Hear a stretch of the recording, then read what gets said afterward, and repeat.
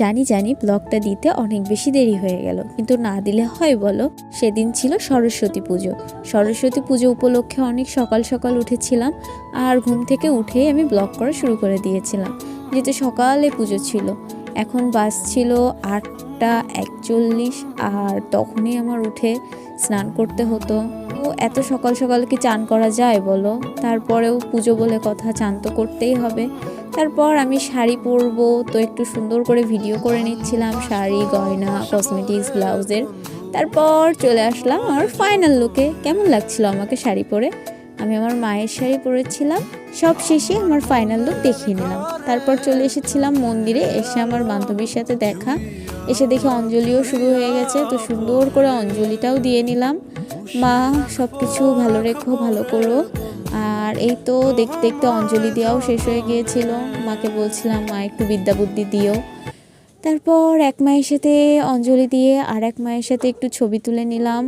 ছবি তুলছিলাম আর ভিডিও করছিলাম। এর মধ্যে আমার বান্ধবী এসে আমাকে বলল যে আমার একটু ছবি তুলে দে, তো আমি ওকে সুন্দর করে ওর ছবি তুলে দিচ্ছিলাম।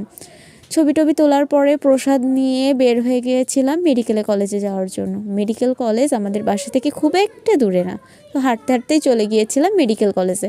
তো হাঁটতে হাঁটতে চলে গিয়েছিলাম খুলনা মেডিকেল কলেজে। এই দেখুন, খুলনা মেডিকেল কলেজে সরস্বতী পুজোটা অনেক বড় করে হয়, তো অনেক সুন্দর করে গেটটা সাজিয়েছিল। তো আমরাও প্যান্ডেলের মধ্যে ঢুকছিলাম। আস্তে আস্তে এই সুন্দর কাপলটাকে দেখলাম, ভাবলাম ওদের নিয়েই একটু ভিডিও করি।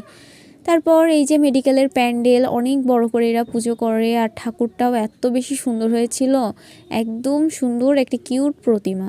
এসে দেখি এখানে এখনও পুজো শেষ হয়নি, যজ্ঞ চলছে। তারপর আমরা একটু দাঁড়িয়ে দাঁড়িয়ে যজ্ঞ দেখলাম।